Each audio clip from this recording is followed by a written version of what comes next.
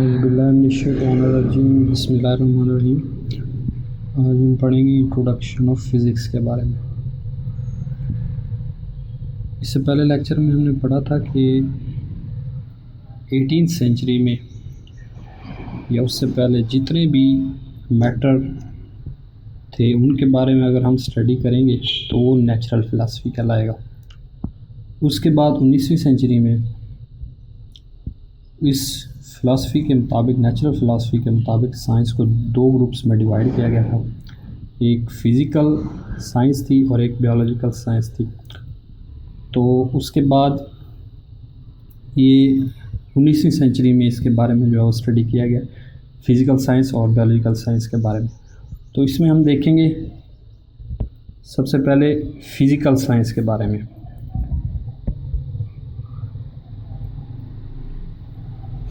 In 19th century,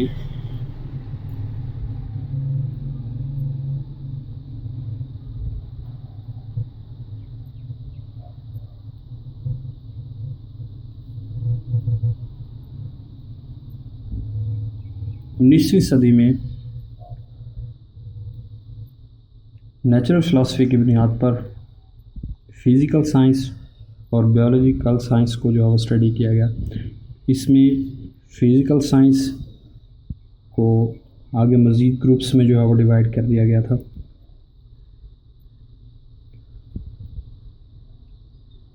मुख्तलिफ़ शोबों में divide कर दिया गया था फ़िज़िकल साइंस को। तो ये शोबे कौन से थे ये हम देख लेते हैं।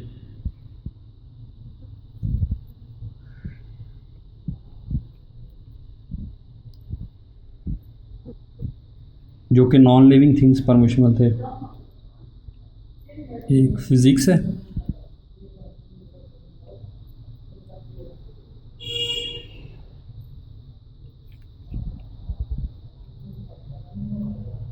केमिस्ट्री,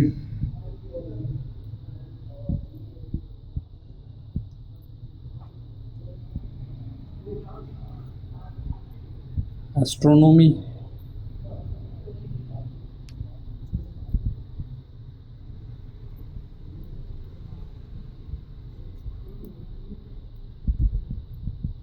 और जियोलॉजी।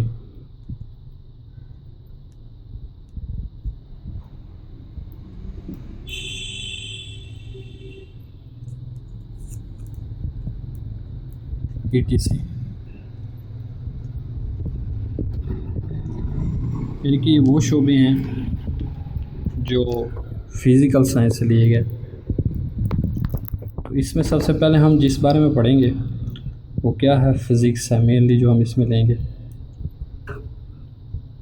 तो फ़िज़िक्स की डेफिनेशन हम करेंगे यहाँ पे।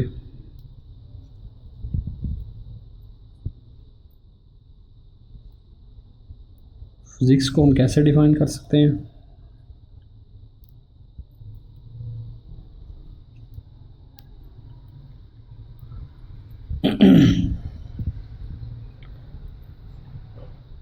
ये भी साइंस की एक ब्रांच है, the branch of science.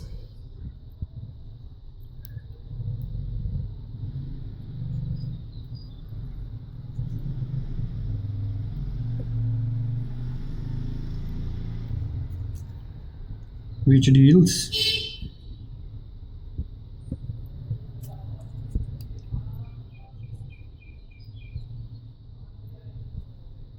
with the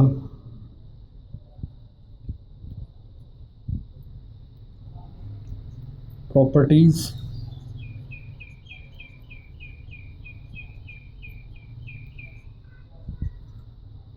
and relationship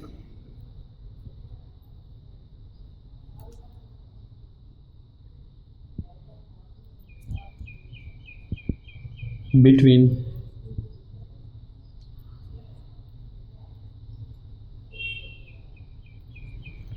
matter and energy।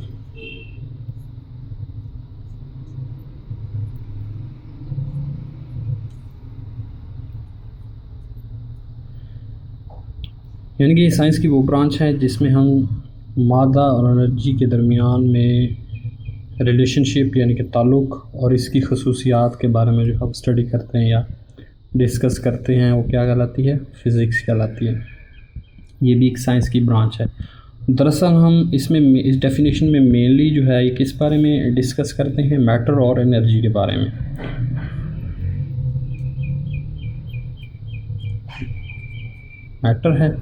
Matter हमने पढ़ा था कि हर वो चीज़ जो वज़न रखती है और जगह गिरती है मादा कहलाती है। एनर्जी जो है वो भी हमारे माहौल में मुख्तलिफ़ शक्लों में पाई जाती है। भी हम देख लेते हैं।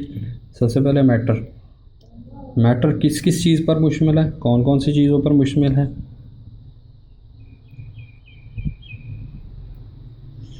ह्यूमन बॉडी, ये भी मैटर में आ जाती है क्योंकि ये भी वज़न रखती है और जगह घेरती है। इसके बाद जितने भी इस ज़मीन के ऊपर एलिमेंट्स हैं,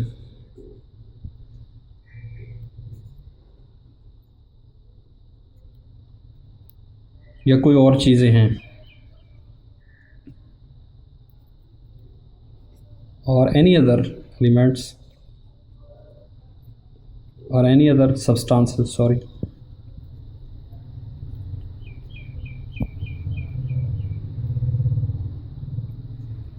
found on the earth.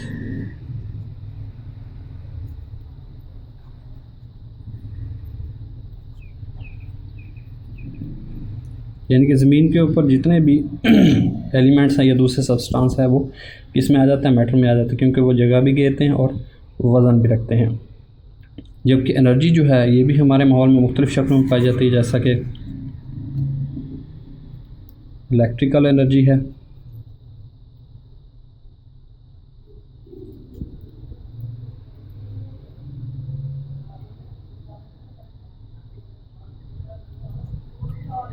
Light energy है,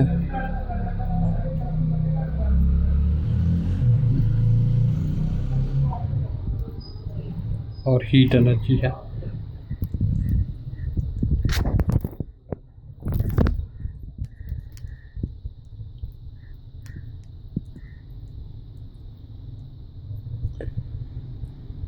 तो इसमें एनर्जी की एक शक्ल से दूसरी शक्ल में इंटर कन्वर्जन भी इनकी होती है।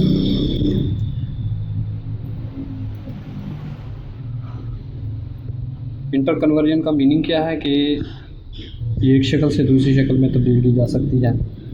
साल के तौर पर कई साल पहले आइंस्टाइन ने एक क्वेश्चन दी थी, E = mc²। अब इसमें हमने देखा कि इलेक्ट्रिकल एनर्जी है, लाइट एनर्जी है, हीट एनर्जी, यानी कि एनर्जी की एक शक्ल से दूसरी शक्ल में हम इसको क्या करते हैं, इसकी इंटर कन्वर्जन कर सकते हैं, शक्ल से दूसरी शक्ल में तब्दील कर सकते हैं। तो इसमें जो एनर्जी की मकदार है वो मुश्किल रहती है। तो आइंस्टाइन के मुताबिक जो है E = mc² के मुताबिक जो एनर्जी की मकदार है इसमें भी मुस्तकिल रहेगी। तो इसमें है क्या कि एनर्जी को मैटर में चेंज किया जा सकता है और मैटर को एनर्जी में चेंज किया जा सकता है। तो दोनों सूरतों में जो है वो जो मादा है उसकी मकदार मुस्तकिल रहेगी, एनर्जी की मकदार भी मुस्तकिल रहेगी और मैटर की मकदार भी यानी कि मादे की मकदार भी मुस्तकिल ही रहेगी। तो हम एक एग्जांपल से देख लेते हैं कि एक एनर्जी की एक शक्ल से दूसरी शक्ल में कैसे इंटर कन्वर्जन की जाती है। कि कहता है कि जब हम एक बल्ब को ऑन करते हैं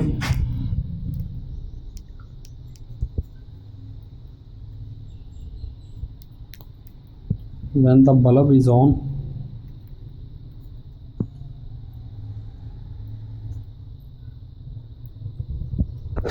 तो उसमें क्या होती है कि जो इलेक्ट्रिकल एनर्जी है यानी कि जो एनर्जी की एक शक्ल है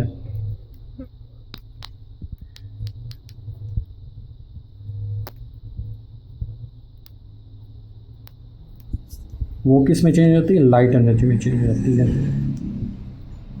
इलेक्ट्रिकल एनर्जी इज कन्वर्ट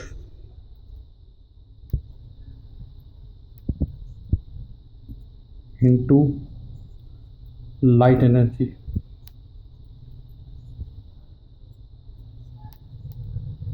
इसी तरह फर्दर आगे लाइट एनर्जी जो है वो हीट एनर्जी में भी चेंज हो जाती है।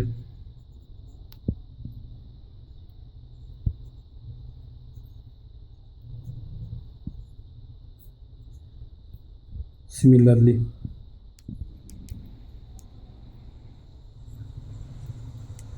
तो ये है जी इंटर कन्वर्जन ऑफ एनर्जी, कि एनर्जी जो है वो एक शक्ल से दूसरी शक्ल में चेंज हो जाती है।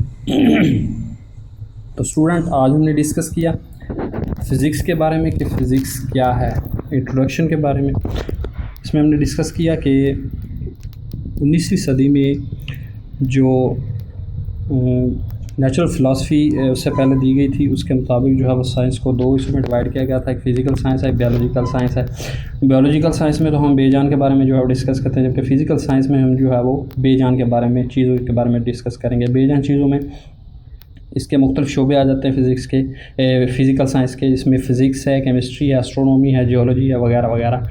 तो इसके मुताबिक जो है वो फ़िज़िक्स क्या है, डेफिनेशन, अकॉर्डिंग टू डेफिनेशन, कि साइंस की वो ब्रांच है जिसमें हम मादा और एनर्जी के माबैन जो ख़वास होते हैं और इनके दरमियान में जो है वो ताल्लुक़ का मुताला करते हैं। तो इसमें बेसिकली मैटर और एनर्जी का जो है वो इसके बारे में डिस्कस हो रहा था। मैटर जो है वो हर वो चीज़ जो वज़न रखती है और जगह थी, मादा कहलाती है। तो हमारी ज़मीन के ऊपर जितने भी मैटर हैं, सब्सटेंसेस हैं, ये एलिमेंट्स हैं, ये ह्यूमन बॉडी है, वो सारी सारी मैटर कहलाती हैं।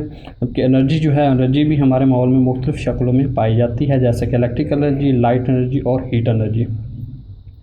तो इस तरह एनर्जी की एक शक्ल को दूसरी शक्ल में भी चेंज कर दिया जा सकता है, जिससे हम इंटर कन्वर्जन का नाम दे देते हैं।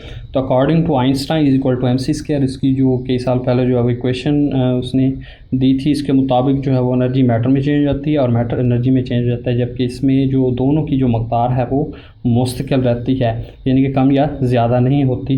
तो एक मिसाल इस हमने दी है कि जब हम बल्ब को ऑन करते हैं तो उसमें जो बिजली की मदद से ये बल्ब ऑन होता है, तो इसमें जो इलेक्ट्रिकल एनर्जी होगी या बिजली होगी वो किस में चेंज हो जाएगी, लाइट एनर्जी में चेंज होगी। इसी तरह फर्दर जो है वो लाइट एनर्जी आगे हीट एनर्जी में चेंज हो जाएगी। तो स्टूडेंट आज हमने पढ़ा है इंट्रोडक्शन टू फिज़िक्स।